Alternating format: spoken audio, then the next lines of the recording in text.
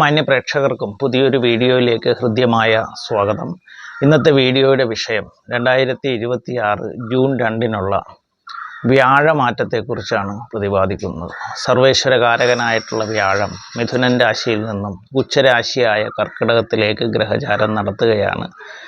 വ്യാഴത്തിൻ്റെ ഈ മാറ്റം മൂലം കന്നി രാശിക്കാർക്ക് വന്നു ചേരുന്ന സൗഭാഗ്യങ്ങളെക്കുറിച്ചാണ് ഈ വീഡിയോയിൽ പ്രതിപാദിക്കുന്നത്.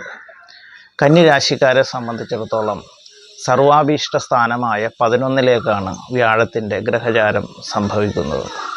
കന്നി രാശിക്കാർ കുറച്ചു കാലമായിട്ട് കണ്ടകശനിയുടെ ദോഷങ്ങളുണ്ടായിരുന്നു.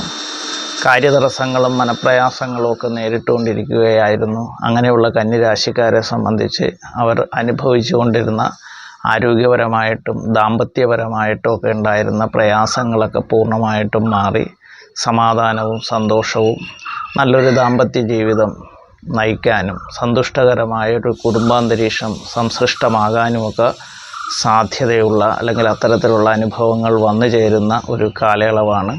ഈ രാശിക്കാരെ സംബന്ധിച്ച് 4ഉം 7ഉം ഭാവാധിപനാണ് വ്യാഴം.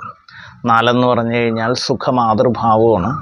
അപ്പോൾ ഏതെല്ലാം തരത്തിലുള്ള ആരോഗ്യ പ്രശ്നങ്ങളാകട്ടെ, മാനസിക പ്രശ്നങ്ങളാവട്ടെ, സാമ്പത്തിക പ്രശ്നങ്ങളാകട്ടെ, അതെല്ലാം അനുഭവിച്ചുകൊണ്ടിരുന്ന ഈ രാശിക്കാർക്ക് അതിൽ നിന്നെല്ലാം പൂർണ്ണമായിട്ടുള്ളൊരു മോചനവും അവർ ആഗ്രഹിക്കുന്ന തരത്തിൽ, അതായത് അഭീഷ്ടകാര്യസിദ്ധി സംജാതമാകുന്ന ഒരു സമയവും ആയിരിക്കും.